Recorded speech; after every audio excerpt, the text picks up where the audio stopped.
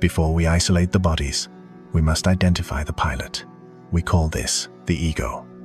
In modern psychology, the ego is a dirty word, synonymous with arrogance. In this advanced framework, the ego is simply a technical term for the center of consciousness. It is the focal point. It is the dot in the center of the circle. The ego is the pilot. The 6 bodies are the flight suit. The interaction between these layers creates what you call personality, fate, and reality. When the pilot is drunk or the suit is damaged, the flight is erratic. When these bodies are out of alignment, when the mental body wants one thing, but the emotional body craves another, you experience friction. This friction manifests as stress, neurosis, and physical disease. Conversely, when the frequency of the 6 bodies is aligned, when the gear wheels mesh perfectly, we experience what the ancients called the divine man. This is the state of high-performance magic.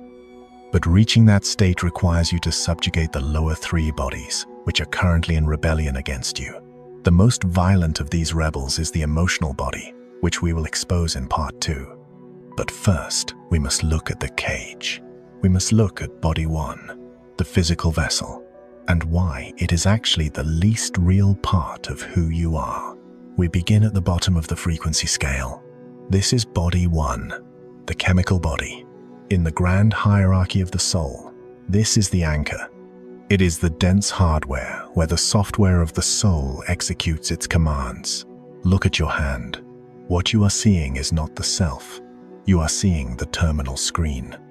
This body is the only one subject to the crushing laws of entropy and linear time. It is born, it peaks, it decays, and it dissolves. Body 1 is the most deceptive layer of the 6 because it is the only one our 5 physical senses can verify. We measure our worth, our health, and our identity by the state of this meat suit. But this is a fundamental error. Body 1 is essentially dead weight. It has no power of its own. It cannot move, it cannot feel, and it certainly cannot heal without the intervention of the layer above it. It is simply a biological puppet waiting for a hand to slip inside it. Science studies the puppet, measuring its chemistry and cutting its tissues, looking for the cause of life. They will never find it there. You cannot find the broadcast by dissecting the radio. The physical body is merely the chassis of the car. It provides the weight necessary to hold you to the surface of the earth. But the engine that drives it and the fuel that powers it exist in a dimension that no